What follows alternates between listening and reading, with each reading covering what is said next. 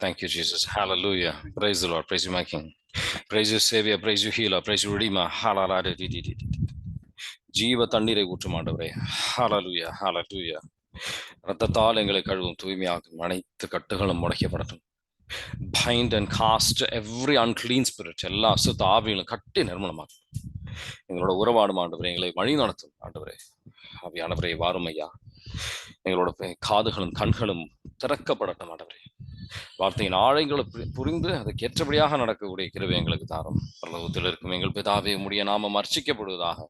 உம்முடைய ராஜ்யம் வருக. உம்முடைய சித்தம் பரலோகத்தில் உலோகத்திலும் செய்யப்படுவதாக. எங்கள் அனுதின உணவை எங்களுக்கு இன்று அளித்தருளும். எங்களுக்கு தீமைகள் செய்தவர்களை நாங்கள் பொறுப்பது போல எங்கள் பாவங்களை பொறுத்தருளும். எங்களை சோதனை விடாமையும் தீமையிலிருந்து விடுவித்தருளும். ஆமென். இன்னைக்கு 2 சாமுவேல் 6வது அதிகாரத்துல இருக்கிறோம். இதுல முக்கியமான விஷயங்கள் ஆண்டவர் நமக்கு வெளிப்படுத்துகின்றார். தாவீது ஆண்டவரோட பேழையத்தை எடுத்து ஜெருசலேம் நகரத்துக்கு அவர் கொண்டு வருகின்றார். தாவீது நகரம் அப்படின்னு சொல்லி அழைக்கப்படும், ஜியோன் அப்படின்னு சொல்லி அழைக்கப்படுகின்றது. அந்த நகரத்துக்கு கொண்டு வர வழியில ஒரு விஷயம் நடக்குது. அது எதனால நடந்த மாதிரி நடக்குது, அதெல்லாம் நம்ம தியானிப்போம். 2 சாமுவேல் 6வது அதிகாரம்.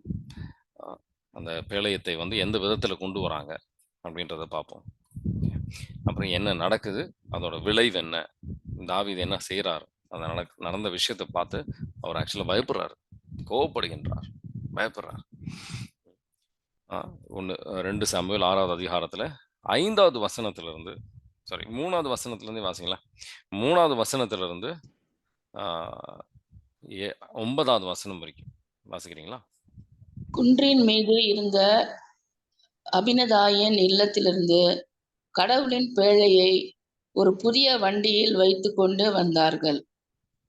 அபினதாயின் புதல்வர்கள் ஊசாவும் அகியோவாவும் அப்புது வண்டியை நடத்தி வந்தார்கள். குன்றின் மீது இருந்த அபினதாயின் இல்லத்திலிருந்து கடவுளின் பேழையை அவர்கள் கொண்டு வந்தார்கள். அகியோ பேழைக்கு முன்னால் சென்றான். தாவீதும் இஸ்ரேல் வீட்டார் அனைவரும் தேவதாரு மரத்திலான இசை கருவிகளோடும் யாழ், வீணை, சுரமண்டலம், மேளம், தாளம் ஆகியவற்றோடும் ஆண்டவருக்கு முன்பாக ஆடி பாடி கொண்டு வந்தனர். அவர்கள் நாகோனின் களத்திற்கு வந்தபோது காளை மாடுகள் மிரள ஊசா கடவுளின் பேழையை தாங்கி பிடித்தான். அப்போது ஊசாவின் எதிராக ஆண்டவரின் சினம் பற்றி எரிந்தது. கடவுள் அவனது தவற்றிற்காக அங்கேயே அவனை வீழ்த்தினார். அவன் கடவுளின் பேழை அருகே இறந்தான்.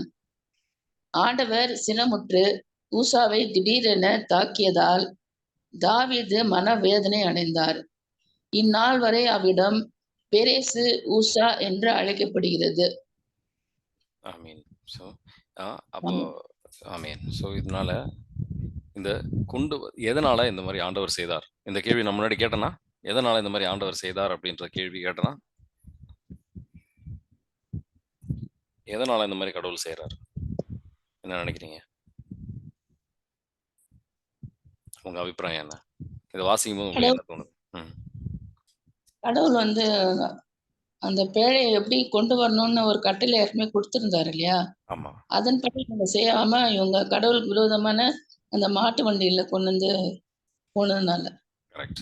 1 கிரானிக்கல்ஸ் 15வது அதிகாரம். 1 கிரானிக்கல்ஸ் 15வது அதிகாரத்துல 1 கிரானிக்கல்ஸ் 15வது அதிகாரம் 11வது வசனத்திலிருந்து 15வது வசனம் வரைக்கும் வாசிங்கன்னா 2வது வாட்டி கொண்டு வரதை பத்தி இன்னும் விலாவரியாக 1 கிரானிக்கல்ஸ்ல போட்டிருக்கும். அது அவர் எப்படி செய்யறாரு அப்படின்ட்டு அவர் தவறை புரிந்து கொண்டு அவர் 2வது வாட்டி கொண்டு வர விஷயத்தை இன்னும் தெளிவாக இதுல போட்டிருக்கோம். வாசிக்கிறீங்களா? 1 கிரானிக்கல்ஸ் 15வது அதிகாரம் 11ல இருந்து 15 வரைக்கும்.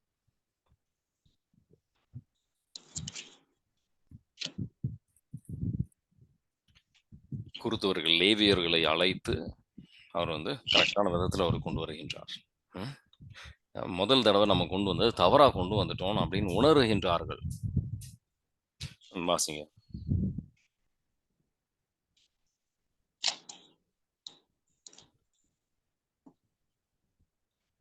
1 1 கிரானிக்கல்ஸ் 15ல 1லிருந்து 11லிருந்து 15 வரைக்கும்.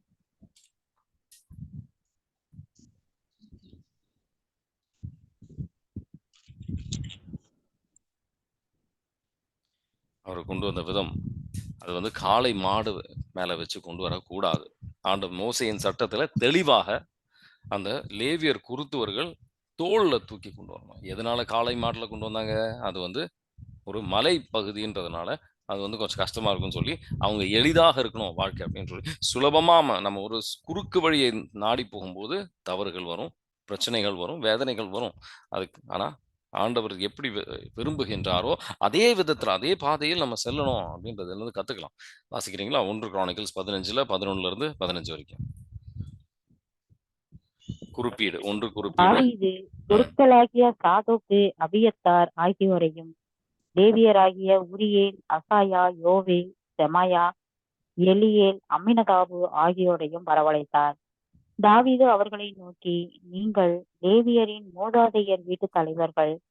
ஆண்டவராகிய கடவுளின் பேழைக்கென நான் ஏற்பாடு செய்துள்ள இடத்திற்கு அதை கொண்டு வரும்படி நீங்களும் உங்கள் உறவின் முறையினரும் உங்களை தூய்மைப்படுத்திக் கொள்ளுங்கள்.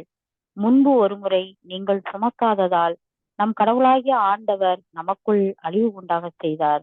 ஏனெனில் நாம் அவர் கட்டளைப்படி செயற்படாமற் போனோம். எனவே குருக்களும் லேவியரும் இஸ்ரேலின் கடவுளாகிய ஆண்டவரின் பேழையை கொண்டு வர தங்களை தூய்மைப்படுத்திக் கொண்டார்கள். பின்பு லேவியர் மோசேயின் கட்டளையாக தந்த ஆண்டவரது வாக்கின்படி கடவுளின் பேழையை அதன் தண்டுகளால் தங்கள் தோள் மேல் சுமந்து வந்தனர். இப்ப கரெக்டான வழியில கொண்டு வராங்க. ஆனால் இதுக்கு நடுவுல நடந்த ஒரு முக்கியமான விஷயம், தாவீது கடவுளுக்கு எதிராக கோபப்படுகின்றார், பயப்படுகின்றார். அவர் மேல ஒரு ஐயோ கோபமும் வருது, அதே நேரத்துல ஒரு பயமும் வருது. கோவப்படுகின்றதுனால, கடவுள் மேல கோவப்படுகின்றதுனால, நம்ம வந்து நேரடியா கோவப்படலாம், நம்ம சூழ்நிலைகளை நினைத்து நாம் கோவப்படுகின்றோம். மற்றவங்களோட அநீதிகள் நம்ம மேல நடக்கும்போது, என்ன கடவுள் ஒன்றும் செய்ய மாட்டேங்கிறாரு நம்ம கேட்கலனாலும், என்ன அவங்களுக்கு ஒன்றும் நடக்க மாட்டேங்குது நம்ம அப்படியாவது நம்ம சிந்திக்கிறோம். அவங்க ஒன்றும் நல்லா இருக்காங்களே அப்படின்னு நம்ம சிந்திக்கின்றோம். கோவப்படுகின்றது வழியாக நம்ம வந்து நமக்கே தான் வந்து தீங்கு செய்து கொண்டிருக்கின்றோம். இது வந்து ரொம்ப தெளிவாக தாவீதின் வாழ்க்கையில நம்ம பார்க்கிறோம். என்ன நடக்குது? அவருக்கு கிடைக்க வேண்டிய ஆசீர்வாதம் அவருக்கு கிடைப்பதற்கு பதிலாக அந்த லேவியரோட வீட்டுல ஆண்டவரின் பேழையம் 10வது வசனம் 11வது வசனம் எடுத்து வாசி பாருங்க. 2 சாமுவேல் 6வது அதிகாரம் 11வது வசனம். ஆண்டவரின் பேழையம் ஓபேத் ஈதோம் அவரோட வீட்டுல இருக்கும்போது அவர் ஆசீர்வாதம் பெறுகின்றார். 3 மாசம் ஆசீர்வாதங்கள் பெறுகின்றார். அப்படின்னு நமக்கு தெரியுது. ஆண்டவரின் பாதையை விட்டு நம்ம அந்த ஆசீர்வாதம் நமக்கு இல்லை அப்படின்னு தெரிஞ்ச உடனே நம்ம ஆண்டவரின் பாதையில செல்கின்றோம். நம்ம ஆண்டவர் விட்டு விலகி நின்றா நமக்கு தான் மிகப்பெரிய தீங்கு அப்படின்றத நம்ம உணர ஆண்டவர் அழைக்கிறாரு. இன்னைக்கு நமக்கு தான் இருக்கிறதுலே பெரிய பிரச்சனை, நமக்கு தான் குறைவுகள்.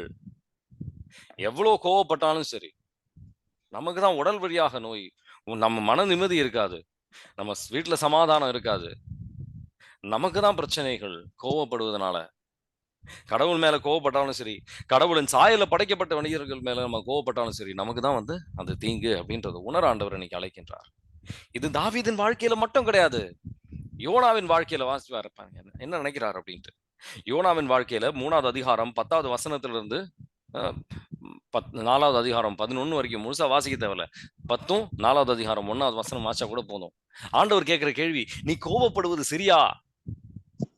முக்கியமான ஒரு ஆழமான தேவையான ஒரு கேள்வி அவர் கேட்கிறாரு. நீ கோபப்படுவது சரியா அப்படின்ட்டு. யோவான் நற்செய்தி 3வது அதிகாரம் 10வது வசனம். யோனாவின் புத்தகம் யோனாவின் புத்தகத்துல 3வது அதிகாரத்துல 10வது வசனமும் 4வது அதிகாரத்துல 1லிருந்து ஒரு 4 வரைக்கும் வாசிக்கிறீங்களா? கடவுள் அவர்கள் செய்தது அனைத்தையும் பார்த்தார். அவர்கள் தீய வழிகளில் நின்று விலகியதை அவர் கண்டு தம் மனத்தை மாற்றிக்கொண்டார். தாம் அவர்கள் மீது அனுப்புவதாக சொல்லி இருந்த தண்டனையை அனுப்பவில்லை. ஆனால் இது யோனாவுக்கு சிறிதும் பிடிக்கவில்லை. அவர் கடும் சின்னம் கொண்டு ஆண்டவரிடம் முறையிட்டார். கன்னியூ பண்ணவா பிரதர்? 4 வரைக்கும். ஆண்டவரே, நான் என் ஊரை விட்டு புறப்படும் முன்னே இதைத்தானே சொன்னேன். இதை முன்னிட்டே நான் தர்சீசுக்கு ஓடி போக முயன்றேன். நீர் கனிவு மிக்கவர், இரக்கமுள்ளவர், மிகுந்த பொறுமையும் அளவிலாத அன்பும் உள்ள கடவுள் என்பது எனக்கு தெரியும். அழிக்க நினைப்பீர், பிறகு உம் மனத்தை மாற்றிக் கொள்வீர் என்பதும் எனக்கு அப்போதே தெரியும். ஆகையால் ஆண்டவரே, என் உயிரை எடுத்துக்கொள்ளும், வாழ்வதை விட சாவதே எனக்கு நல்லது என்று வேண்டிக் கொண்டார். இப்படிதான் வந்து நம்ம பல பேர் வந்து யோசிக்கிறோம். அவங்க மத்தவங்க எனக்கு எதிராக வந்து அநீதியா செயல்பட்டவங்க இன்னும் அவங்க நல்லா இருக்காங்க, அவங்க சிரிச்சிட்டு இருக்கிறாங்க, நல்ல வாழ்க்கையை வாழ்ந்துட்டு இருக்கிறாங்க, இதுக்கு பேசாம என்னை கொன்னுடுங்க அப்படின்னு சொல்லி தான் நம்ம வந்து பல பேர் ஜெபிக்கிறோம். அது ஆண்டவருக்கு ஏற்றபடியான செயலா? இல்ல. அவரை போல் நம்மளும் இரக்கமாக இருக்கணும் அப்படின்னு அவர் ஆசைப்படுறார். எப்படி? யோனாவின் வாழ்க்கையில 2வது அதிகாரத்துல 7வது வசனமும் 6வது வசனமும் 7வது வசனமும் வாசித்து பாருங்க.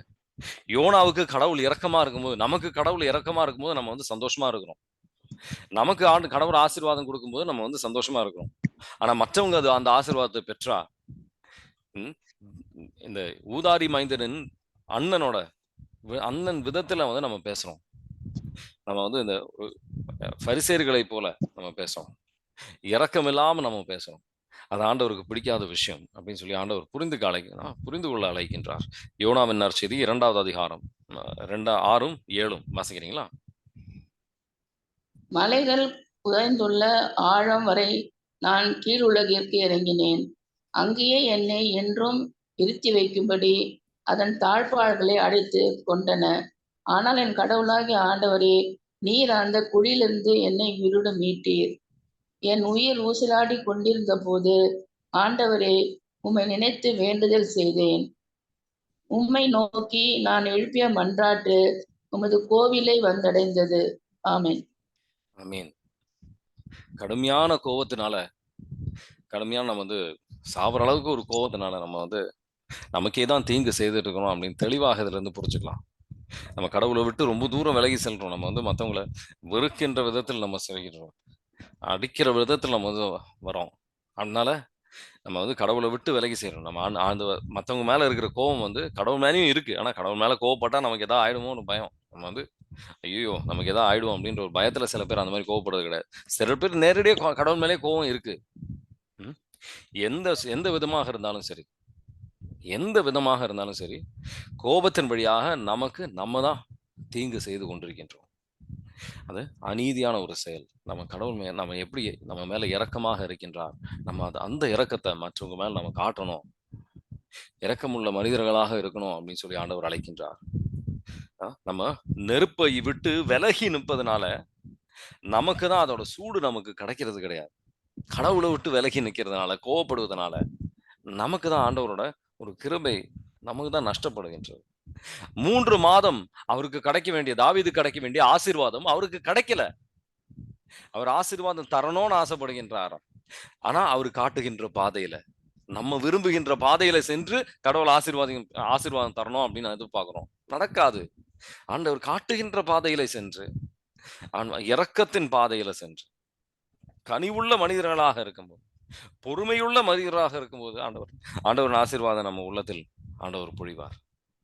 நம்ம அதுக்கு நடக்கிறதுக்கு தயாரா? அப்போ நீங்க வந்து ஆண்டவரோட அதிசயங்களை பார்ப்பீங்க. பொறுமையோட காத்து நிற்கணும் ஆண்டவரின் காலத்திற்காக. அந்த உரிய காலத்தில் உங்க அதிசயம் வரும். உரிய காலத்தில் பொறுமையான மக்களுக்கு மட்டும்தான் அது வந்து நம்ம பெறுவோம். இந்த கோவப்பட்டு நம்ம வந்து வேதனைக்கு உள்ளாகி ஆண்டவருக்கு எதிராகவும் மக்களுக்கு எதிராகவும் ஆண்டவரின் சாயல்ல படைத்த மக்களுக்கு எதிராகவும் நம்ம கோவப்படுவதனால ஒரு நல்லதும் நமக்கு வரப்போவது கிடையாது. தாவீது மாதிரி அவருக்கு கிடைக்க வேண்டிய ஆசீர்வாதம் எல்லாம் ஓபேதீதோமுக்கு போகின்றது, இன்னொரு ஆளுக்கு போகின்றது. எப்ப நீங்க வந்து அந்த தவறை ஏற்றுக்கொள்கின்றீங்களோ, ஆண்டவரே உங்க நாமத்தினால நான் இந்த வேதனையை நான் ஏற்றுக்கொள்கின்றேன், இந்த வேதனையினால எனக்கு ஒரு நல்லது நீங்க செய்வீங்க அப்படின்னு சொல்லி நான் விசுவசிக்கின்றேன் அப்படின்னு நீங்க வந்து சொல்லும் போது அது உங்களுக்கு ஒரு ஆசீர்வாதமா கடவுள் மாற்றுவார். இது தாவீதின் வாழ்க்கையில நீங்க பார்க்கலாம். தாவீதுக்கு எதிரான ஷிமாய் அப்படின்னு சொல்றவரு கல்லெடுத்து எறிவாரு, அவமானப்படுத்துவாரு. கல்லெடுத்து எறிந்து அவமானப்படுத்துவாரு தாவீதை. அப்ப தாவீது என்ன பதில் சொல்றார்? தாவீது என்ன பதில் சொல்றாரு? 2 சாமுவேல் 16வது அதிகாரம் எடுத்து வாசிச்சு பாருங்க. 6ல இருந்து 8. 2 சாமுவேல் 16வது அதிகாரத்துல 6ல இருந்து 8.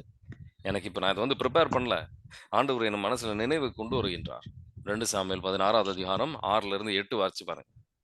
ஆண்டவர் எனக்காக அங்க செயல்படட்டும் அப்படின்னு சொல்லிட்டு அவர் சொல்றாரு. வாசிக்கிறீங்களா? 16:6-8. ஆமா. அவன் தாவீது மீதும் தாவீது அரசரின் எல்லா பணியாளர் மீதும் எல்லா மக்கள் மீதும் அவர் தம் வலமும் இடமும் இருந்த வீரர்கள் மீதும் கல் எறிந்தான். சிமைய பழித்து கூறியது, இரத்த வெறியனே, பரத்தை மகனே, போ போ, நீ சிந்திய சவுல் வீட்டாரின் இரத்த பழி அனைத்தையும் ஆண்டவர் உன் மீது வர செய்துள்ளார். சவுலுக்கு பதிலாக நீ ஆட்சி செய்தாய் அன்றோ? ஆண்டவர் உன் மகன் அப்சலோமின் கையில் அரசை தருவார். இரத்த வெறியனான நீ உன் தீமையிலேயே அழிவாய். ஆமென். ஆமென். அப்படியே வந்து 11ல இருந்து 11, 12 வாசிச்சு பாருங்க. வாசிக்கிறீங்களா? மீண்டும் தாவீது அபிசாயிடமும் தம் பணியாளர் அனைவரிடமும் கூறியது, இதோ எனக்கு பிறந்த என் மகனே என் உயிரை பறிக்க தேடுகிறான். பென்யமீன் குலத்தை சார்ந்த இவன் செய்யலாகாதோ?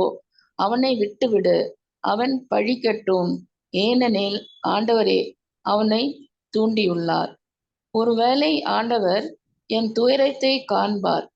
இன்று அவன் பழித்து பேசியதற்காக எனக்கு அவர் நன்மை செய்வார். ஆமென். ஆமென். உறுதியாக நமக்கு எதிராக செய்கின்ற ஒவ்வொரு செயலும் தாவீதை போல் நம்ம வந்து அவர் ராஜாவா இருக்கின்றார், அவர் பொறுமையா இருக்கிறார்னா யோசிச்சு பாருங்க. நம்ம வந்து பொறுமையாக அதை ஏற்றுக்கொள்ளும் போது தீமைக்கு ஆண்டவர் நன்மை செய்வார். அந்த பொறுமை, அந்த ஒரு முக்கியமான ஒரு விஷயத்தை புரிஞ்சுக்கோங்க. அதை ஏற்றுக்கொள்ளுங்கள். அந்த அநீதியான நடக்கின்ற விஷயங்கள், உங்களுக்கு வேதனையாக இருக்கின்ற விஷயங்களை ஏற்றுக்கொள்ளுங்க. அப்ப ஆண்டவர் அந்த நன்மை, ஆண்டவர் செய்கின்ற நன்மை வந்து உங்க வாழ்க்கையில வரும். அவங்க உங்களுக்கு எதிராக செய்கின்ற விஷயங்களை வந்து ஆண்டவரே உங்க பொருட்டு நான் ஏற்றுக்கொள்கின்றேன், நீங்க எனக்கு நன்மை செய்வீங்க, இதனால எனக்கு ஒரு நன்மையை செய்வீங்க, நான் நம்புகின்றேன் அப்படின்னு சொல்லி ஆண்டவரின் வார்த்தையில விசுவாசத்துல நீங்க வந்து அதை அறிக்கையிடும் போது வாழ்க்கையில உறுதியாக நன்மை வரும். நன்மை செய்கின்ற ஆசீர்வாதத்துக்குரிய கடவுள் நம் மத்தியில் இருக்கின்றார். நம்பிக்கையோடு அதை செய்யுங்க. அது வந்து நான் நன்மை நடந்தது பார்த்தாதான் என் வாழ்க்கையில பார்த்தாதான் நான் வந்து செய்வேன் அப்படின்னு இல்லை. விசுவாசத்தால் நடக்கின்றவர்கள் மட்டும்தான் ஆண்டவரோட பிள்ளைகள். ஆண்டவரின் ஆவியானவரின் வழி நடத்துவதற்கு வழியாக நடக்கின்றவர் அவர் பிள்ளைகள். நம்ம தோமியாரை போல் அல்ல, தாவீதை போல். எப்படிங்க தாவீது செயல்படுகின்றாருன்னு பாருங்க. பல ஆழமான விஷயங்கள் தாவீது வாழ்க்கையில வந்து நம்ம கத்துக்கலாம். இன்னொரு அடுத்த ஒரு முக்கியமான விஷயம் நம்ம கற்றுக்க போறது, தாவீது எப்படி கடவுளை ஆராதிக்கின்றாருன்னு பாருங்க. தாவீது எப்படி கடவுளை ஆராதிக்கின்றார், ஒரு முக்கியமான விஷயம் அது. பல நேரத்துல ஆராதனையில வந்து முழுமையாக நம்ம முழு உள்ளத்தோட நம்ம ஆராதிப்பது கிடையாது. பல தடைகள் இருக்கின்றது. சிறு பிள்ளைகளை போல் நம்ம ஆராதிப்பது கிடையாது. அதனால ஆண்டவரோட கிருபை நம்ம வாழ்க்கையில இறங்கி வருவது கிடையாது. ஆண்டவரின் ஆசீர்வாதம் அங்க இறங்கி வருவது கிடையாது. 2 சாமுவேல் 6வது அதிகாரத்துல அவர் எப்படி ஆராதிக்கின்றாருன்னு பாருங்க. நான் ராஜா, நான் பெரிய அரசர், நான் வந்து நான் பெரிய ஆளு அப்படின்ற எண்ணம்லாம் கிடையாது. மற்றவங்க என்ன என்னை பத்தி சிந்திப்பாங்க, அந்த மாதிரி ஒரு எண்ணமே கிடையாது. இதே நம்மளா இருந்தோம் நம்ம எப்படி சிந்திப்போம்? மற்றவங்க வந்து நம்ம ரொம்ப பெரிய ஆளு அப்படின்னு சொல்லி பார்ப்பாங்க அப்படின்னு தான் நம்ம யோசிப்போம். அந்த மாதிரி இல்லை. ஆராதனைனா நீங்களும் கடவுள் மட்டும்தான் இருக்கணும். பூசையில விஷயம் நான் சொல்லலை. நார்மலா ஒரு ஆண்டவரை துதிக்கின்றோம் அப்படின்னு சொன்னா எந்த விதத்துல துதிக்கின்றோம்? ஆண்டவரும் நானும் மட்டும் இருக்கிறோம் அப்படின்ற எண்ணத்துல நம்ம துதிக்கின்றோமா? நம்ம இது 2 சாமுவேல் 6வது அதிகாரத்துல 14, 15 வாசிக்கிறீங்களா? 14, 15. நார்பட்டால் நெய்யப்பட்ட ஏபோத்தை அணிந்து கொண்டு தாவீது தம் முழு வலிமையோடு ஆண்டவர் முன்பாக நடனமாடி கொண்டிருந்தார். தாவீதும் இஸ்ரேல் வீட்டார் அனைவரும் ஆரவாரத்தோடும் எக்கால முழக்கத்தோடும் ஆண்டவரின் பேழையை கொண்டு வந்தார்கள். ஆண்டவரின் பேழை தாவீதின் நகரை அடைந்த போது சவுலின் மகன் மீகால் பலகனி வழியாக பார்த்தான். சரி, வாசிங்க வாசிங்க. அரசர் தாவீது ஆண்டவர் முன்பு குதித்து ஆடி கொண்டு இருப்பதைக் கண்டு அவரை தம் உள்ளத்தில் வெறுத்தாள். போதும். இங்க நல்லா பாத்தீங்கன்னா எந்த விதத்துல இந்த ஒரு சூழ்நிலையை பாருங்க, எப்படி முழு வலுவோட அவர் வந்து ஆடுகின்றார், ஆண்டவரை துதிக்கின்றார், ஆராதிக்கின்றார். இது அந்த காலகட்டத்துல யூதர்கள் வந்து ஆண்டவரை ஆராதிச்ச ஒரு முறை அது. நம்ம அதை கடைபிடிக்க வேண்டிய நம்ம ஆண்டவர் அழைக்கின்றார். திருப்பாடல் 149 3வது வசனத்தை எடுத்து வாசிச்சு பாருங்க, ஆண்டவர் எப்படி துதிக்கணும் அப்படின்னு சொல்லி. நம்ம ஆண்டவர் நமக்கு சரீரத்தை கொடுத்தது அப்படின்றது ஆண்டவரை ஆராதிப்பதற்காக. இந்த ஏஞ்சல்ஸ்னால சரீரம் கிடையாது, அவங்களால வந்து சரீரத்தோட ஆராதிக்க முடியாது. நமக்கு தான் சரீரம் இருக்கின்றது. இந்த சரீரம் வந்து ஆண்டவர் ஒரு பலியாக ஒரு ஆராதனைக்கு பயன்படுத்த ஆண்டவர் அழைக்கின்றார். 149 3வது வசனம் வாசிக்கிறீங்களா? நடனம் செய்து அவரது பெயரை போற்றுவார்களாக, மத்தளம் கொட்டி யாழ் இசைத்து அவரை புகழ்ந்து பாடுவார்களாக. ஆமென். ஆண்டவர் ஆமென். நம்ம தெளிவாக ஆண்டவர் வந்து அப்போ வந்து நம்மள வந்து நம்மள வேற ஒரு சந்தோஷம் இருக்கும் போட்டிருக்கும். 4வது வசனத்தை பார்த்தீங்கன்னா முக்கியமா நம்ம முழு சரீரத்தோடு ஆண்டவர் ஆராதிக்கணும். நம்ம வந்து ஆராதிக்கும் போது எப்படி மற்றவங்க வந்து யாராவது ஏதோ பாக்குறாங்களா, என்னை பத்தி என்ன நினைப்பாங்க அப்படின்னு தான் யோசிக்கணும். ஆனா தாவீது அந்த மாதிரி இல்லை. தாவீது இந்த மாதிரி யோசிக்கவே இல்லை. ஆனா பழைய ஆகமத்துல நிறைய இடத்துல பாத்தீங்கன்னா பெண்கள் தான் வந்து அதிகமான ஒரு ஆடல் பாடல்லாம் இருக்கும், அதெல்லாம் இல்லைன்னு சொல்லலாம். ஆனாலுமே தாவீது ஆண்டவரின் ஆவியானவரின் வழி நடத்துதலால எந்த விதத்துல ஆராதிக்கின்றாருன்னு பாருங்க. கொஞ்சம் சத்தம் உயர்ந்து நம்ம ஜெபிக்க முடியுமா? முடியாது. எல்லாம் ஜெபங்கள்லாம் வந்து நாவல நிறைய கட்டுகள். நமக்கு ஜெபிக்கிறோம் அப்படின்னா ஹalleluya சொல்ல சொன்னா ஹalleluya ரொம்ப உள்ளதான் வந்து ஹalleluya வரும், வெளியிலே வராது. ரொம்ப கவலைக்குரிய விஷயம். இயேசு ஆண்டவர் எப்படி ஜெபிச்சாருன்னு பார்ப்போம். எபிரேயர் 5வது அதிகாரத்துல 7 8 எடுத்து வாசிச்சு பாருங்க. இயேசு ஆண்டவர் எப்படி ஜெபிக்கின்றார்? கூக்குரல் அப்படி ஆண்டவர் வந்து நல்லா சத்தமா ஜெபிக்கின்றார். நம்ம வந்து சில நேரத்துல சில பேர் கேட்பாங்க, ஏன்னா ஆண்டவர் வந்து சத்தமா ஜெபிச்சாதான் கேட்பாரா? எந்த விதத்துல நீங்க ஜெபிச்சாலும் கேட்பாரு. ஆனா எல்லா விதத்திலையும் நீங்க ஜெபிக்கணும்னு நான் சொல்றேன். இந்த ஒரு விதத்துல நான் ஜெபிப்பேன் அப்படின்னு சொல்லி யாருக்கும் கேட்கக்கூடாது, எனக்கும் கடவுளுக்கு மட்டும்தான் அப்படின்னு இல்லை. எல்லா விதத்திலையும் ஜெபிக்கணும். நம்ம ஒரு இப்போ ஒரு சினிமா ஸ்டார் இல்லை வேணா உலக சார்ந்த விஷயத்துக்கெல்லாம் வந்து நம்ம நிறைய சத்தம் போடுகின்றோம். கோபம் வந்ததுன்னா அதை விட அதிகமா சத்தம் போடுறோம். ஆனா கடவுள் விஷயம் அப்படின்னு சொல்லும்போது சத்தம் எல்லாம் கம்மியாயிடுது. மற்றவங்க என்ன நினைக்கிறாங்க ஏது நினைக்கிறாங்களா, கோபம் வரும்போதெல்லாம் ஒரு பிரச்சனை கிடையாது. எபிரேயர் 5வது அதிகாரம் 7 8 வாசிக்கிறீங்களா? அவர் இவ்வுலகில் வாழ்ந்த காலத்தில் தம்மை சாவிலிருந்து காப்பாற்ற வல்லவரை நோக்கி உரத்த குரல் எழுப்பி கண்ணீர் சிந்தி மன்றாடி வேண்டினார். அவர் கொண்டிருந்த இறைப்பற்று கலந்த அச்சத்தை முன்னிட்டு கடவுள் அவருக்கு செவி சாய்த்தார். அவ்வளவு சத்தம் போட்டு அவர் ஜெபிக்கின்றார். அவ்வளவு வேதனை இருக்கின்றது, கஷ்டம் இருக்கின்றது. சீடர்கள் எப்படி ஜெபித்தார்கள் பாருங்க. திருத்துவ பணிகள் 4வது அதிகாரத்துல வந்து சீடர்கள் வந்து அவர் போல்ட்னஸுக்காக ஆண்டவருக்காக வந்து நல்லா நம்ம ஜெபிக்கிறோம் அப்படின்னு சொல்லி அவங்க எப்படி ஜெபிக்கின்றார்கள். நல்ல சத்தம் போட்டு நல்ல வல்லமையா ஜெபிக்கிறாங்க அவங்க. ஸோ அந்த இடமே வந்து ஆடிச்சு அப்படின்னு சொல்லுவோம். அந்த அளவுக்கு வந்து அவங்க சத்தம் போட்டு அவங்க ஜெபிக்கிறாங்க. ஸோ நம்ம ஜெபிப்பதற்கு ஒரு தடை இருக்கக்கூடாது. முழு ஆற்றலோடு ஜெபிக்கணும் அப்படின்னு சொல்லி ஆண்டவர் அழைக்கின்றார். முழு ஆற்றலோட நம்ம வந்து பல விதத்துல வந்து நம்ம நமக்குள்ளே வந்து ஒரு கட்டுப்பாடோட நம்ம ஜெபிக்கிறோம். ஆராதனையில வந்து நம்ம நற்கருணை ஆராதனையில வந்து அமைதியா எல்லாரும் ஜெபிக்கிறாங்கன்னா அமைதியா ஜெபிக்கணும். ஒரு வேலைக்கு ஒரு ஜெபம் முறை இருக்கின்றது. என்ன சொன்னா ஒரு கரிஸ்மேட்டிக் குரூப்ல வந்துட்டு நம்ம ஜெபிக்கிறோம் அப்படின்னு சொன்னா உள்ளத்துல இருந்து முழு சரீரத்தோட நம்ம ஜெபிக்க வேண்டிய ஒரு அழைத்துதல் நமக்கு ஆண்டவர் கொடுக்கிறார். பூசையில ஜெபிக்க வேண்டிய முறை வேற, நற்கருணை ஆராதனை ஆண்டவர் முன்னாடி ஜெபிப்பது வேற முறை. இந்த முறையும் நம்ம வந்து எடுக்கணும். நம்ம உள்ளத்தை சரீரத்தை முழுமையாக ஆண்டவர்கிட்ட அர்ப்பணிச்சு ஜெபிக்கணும். சில பேர் இந்த அந்நிய பாஷை வந்து நான் ஆவியானவர் வர்றதுக்காக ஜெபிக்கிறேன் அப்படின்னு சொன்னா அந்நிய பாஷை வந்துச்சுன்னா ஐயோ நம்ம ஏதாவது பண்ணிடுவணும், ஏதாவது ஆயிடுவணும். ஆவியானவர் வந்து அங்க செயல்படுறதுக்கு இடமே இல்லை. எப்படி அவரால் வர முடியும்? திருத்துவ பணிகள் 4வது அதிகாரத்துல 11வது வசனம் வாசிக்கிறீங்களா?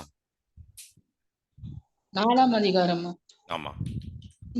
இயேசுவே, கட்டுகிறவராகிய உங்களால் இகழ்ந்து தள்ளப்பட்ட கல், ஆனாலும் முதன்மையான மூலைக்கல்லாக விளங்குகிறார். ம்.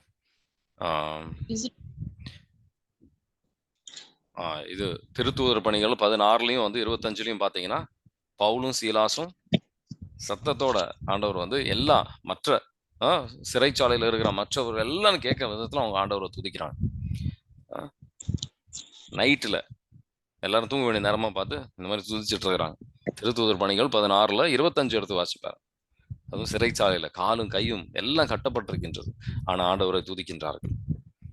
நள்ளிரவில் பவுலும் சீலாவும் கடவுளுக்கு புகழ்பா பாடி இறைவனிடம் வேண்டினர். மற்ற கைதிகளோ இதனை கேட்டுக் கொண்டிருந்தார்கள். திடீரென ஒரு பெரிய நிலநடுக்கம் ஏற்பட்டது. சிறை கூடத்தின் அடித்தளமே அதிர்ந்தது. உடனே கதவுகள் அனைத்தும் திறந்தன. அனைவரின் விலங்குகளும் கழன்று விழுந்தன. சிறை காவலர். ஆமென். அற்புதமான ஒரு நிகழ்வு. நமக்கு எவ்வளவுக்கு இக்கட்டான சூழ்நிலையில இருக்கிறோமோ, அவங்க கைகள் கால்கள் எல்லாம் கெட்ட போட்டிருக்கின்றது, இக்கட்டான சூழ்நிலை அந்த அளவுக்கு நம்ம துதியோட ஜெபிக்கும் போது அனைத்து கட்டுகளும் உள்ளத்தில் இருக்கின்ற பாரங்கள் எல்லாம் நீங்கும்.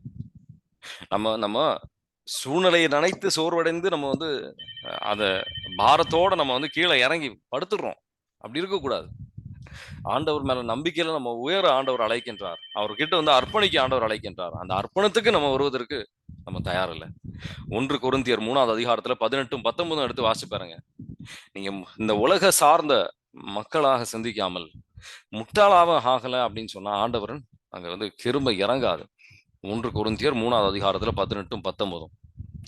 ஃப்ரைடே அன்னைக்கு ஜெபிக்கும் போது நல்ல இடத்துல நாங்க முழுமையாக ஆராதனை சத்தத்தோட நல்லா ஜெபிங்க. ஆண்டவர் அங்க இறங்கி வருவார். ஆண்டவர் அங்க செயல்படுவார். 1 கொரிந்தியர் 3வது அதிகாரத்துல 18, 19 வாசிக்கிறீங்களா? எவரும் தம்மை தாமே ஏமாற்றிக் கொள்ள வேண்டாம். இவ்வுலகில் தங்களை ஞானிகள் என்று கருதி கொள்வோர் தாங்களே மடையராகட்டும். அப்போது அவர்கள் ஞானிகள் ஆவார்கள். இவ்வுலக ஞானம் கடவுள் முன் மடமையாய் உள்ளது.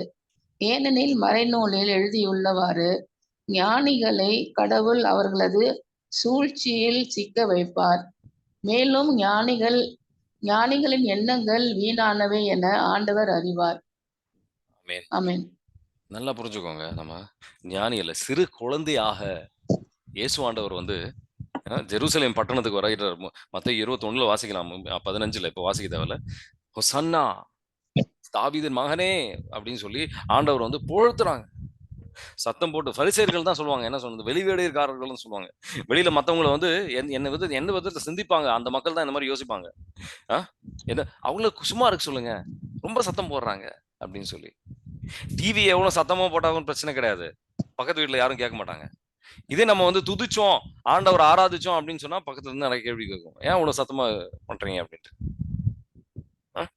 அந்த மாதிரிலாம் இல்லை. ஆண்டவரை நீங்க ஆண்டவர் முன்னாடி முட்டாள் ஆகிறதுக்கு தயாரா இல்லை, சிறு பிள்ளை ஆகிறதுக்கு தயாரா இல்லை. ஆண்டவர் உள்ளத்திலிருந்து முழு ஆற்றலோட நீங்க துதிக்கிறதுக்கு தயாரா இல்லைன்னா ஆண்டவரின் வல்லமை அங்க இறங்கி வராது. ஆண்டவரால் அங்க செயல்பட முடியாது. தடைகள் வைத்து நீங்க செயல்படாங்க. முழு ஆற்றலோட ஜெபிங்க. இந்த ஃப்ரைடே அன்னைக்கு ஜெபிக்கும் போது என்னோட சேர்ந்து ஆவியானவரோட சேர்ந்து நீங்க நல்ல முழு ஆற்றலோட ஜெபிக்கணும். நீங்க ஆண்டவர் அங்க உறுதியாக மாற்றங்கள் கொண்டு வருவார், விடுதலைகள் கொண்டு வருவார். உங்களுக்கு ஹீலிங் தருவார். நேற்றுக்கு ஒருத்தவங்களோட ஜெபிக்கும் போது ஆண்டவர் ஒரு அற்புதமான ஒரு ஹீலிங் தந்தார். யோவான் நற்செய்தி 5வது அதிகாரத்துல 44வது வசனம் வாசி பாருங்க. மற்றவர்கள் கிட்ட இருந்து நம்ம ஒரு புகழ்ச்சிக்காக நம்ம வாழக்கூடாது. ஆண்டவர் கிட்ட இருந்து வருகின்ற மகிமைக்காக நம்ம வாழ்கின்ற மக்களாக இருக்கணும். யோவான் நற்செய்தி 5வது அதிகாரத்துல 44 வாசிக்கிறீங்களா? 44.